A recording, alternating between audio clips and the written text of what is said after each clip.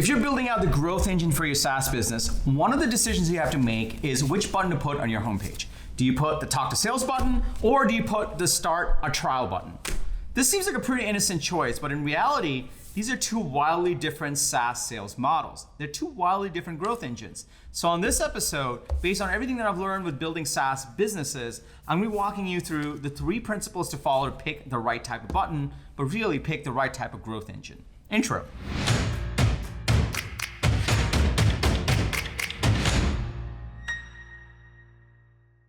What's up, everybody? Welcome to Unstoppable. On this channel, I bring an episode every Sunday and every Wednesday to help start founders, entrepreneurs, and business owners build and scale a successful SaaS business. So if you're new to this channel, welcome. Be sure to hit the subscribe button and that bell icon so that you get notified every single time I bring an episode to help you scale your SaaS business. If you're building out your SaaS business, there are 2 types of growth engines that you can double down on. You can go after a product-led, a marketing-led growth engine. In that case, you'd probably have a Start Trial button on your homepage. Or you can go after more of a sales-led growth engine, in which case you'd have a Talk to Sales button on your homepage. Now, these look like pretty innocent choices, and you may even feel compelled to put them just right next to each other. But in reality, which growth engine you go after actually determines where you spend your money and how you spend your money and how much money you need to actually go and fundraise around, and also the type of ideal customer you can go after. It means that it actually dictates a lot more than you realize, and doubling down on one of these can actually help you grow your company faster. So on this episode, I'm gonna walk you through the 3 principles that I would follow to actually make that decision based on everything that I've learned from taking ToutApp from 0 to 7 million ARR, selling it to Marketo, and then serving on the executive team at Marketo to help do a 2-year transformation that led to the exit to Adobe. If you're excited to dig in, smash that like button and let's go into principle number 1. Seriously, smash that like button. It would mean a lot to us. All right, so principle number 1 is if you can actually get a person into an aha moment, then actually go with the Start a Trial button. What that means is if you have a certain ICP and this ICP actually uses your software, and you can attract them and they come to your homepage and you can actually get them in.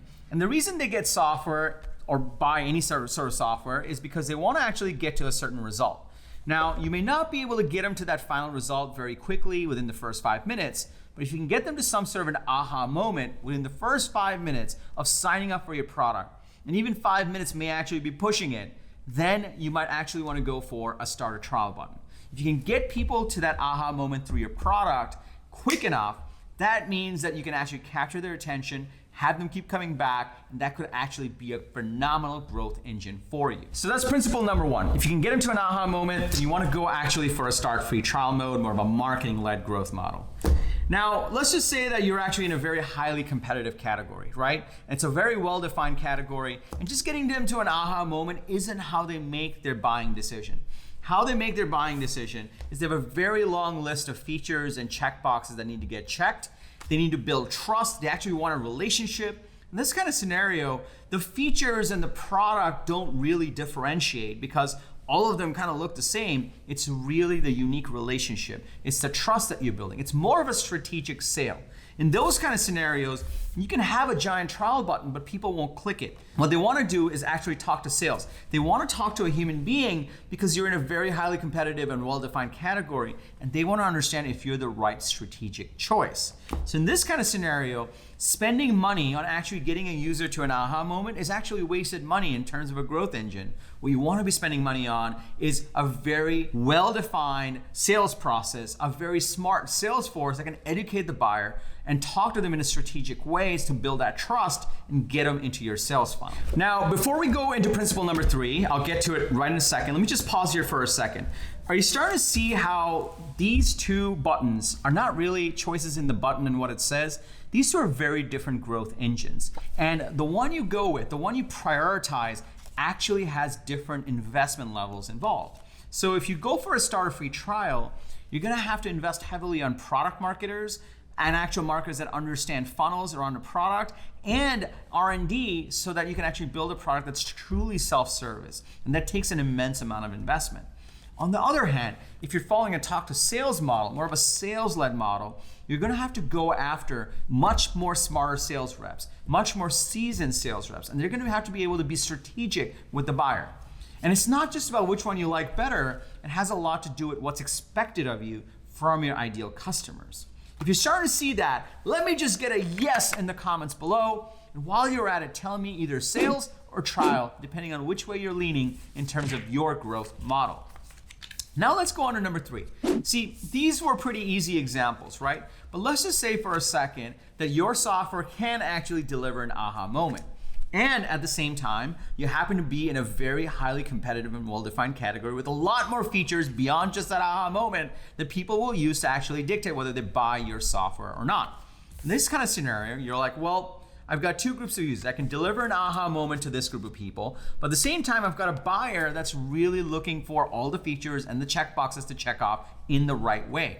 Which one do I do? And you're probably thinking, I know, I'll just put both of those, talk to sales and start a trial. We talked about this. It's really hard to invest in both. You can do this, but you'll be mediocre in either of these. And you only have so many dollars to spend on your go-to-market motion. So which one do you actually choose? Well, the answer is actually simpler than you think. It depends on who's easier to attract. If you can easily attract these users to actually get into your product and get to an aha moment, then you're better off actually targeting these people. But if it's easier to actually target these folks and educate them on why your platform is more strategic, why a partnership with your company is a better long-term choice, and why you're better poised to actually get them the results that they need, then you actually want to go after this group of people. And depending on that, depending on which one is easier to get to at the very top of funnel and easier to attract, you get to pick which growth model you go after, start a trial or actually talk to sales.